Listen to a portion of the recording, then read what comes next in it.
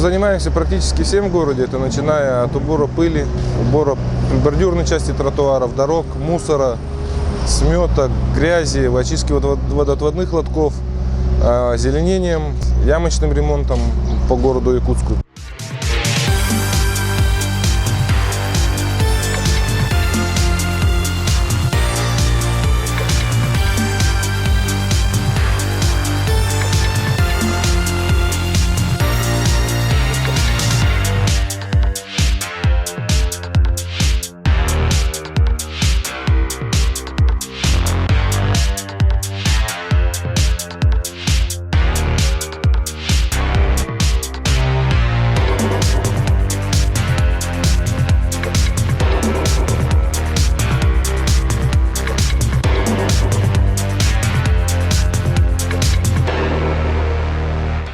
Мы в этом году стали участниками реализации проекта «Безопасные и качественные автомобильные дороги». Мы выступаем здесь субподрядом у компании «Инвестдорстрой». Мы ремонтируем участок дороги, это от улицы Калица до улицы Лермонтова. Здесь работы идут ежедневно, без выходных. Мы занимаемся обустройством бортового камня на всем протяжении улицы. Выставляем его по уровню, далее будем заливать.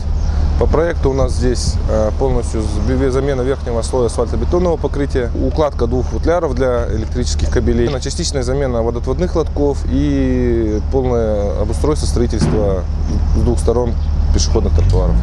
Состояние сливных лотков удручающее местами, застой воды, а местами вообще лоток разрушен. У нас по проекту получается часть лотков просто чистится, которые в довольно хорошем состоянии, а большая часть под замену идет.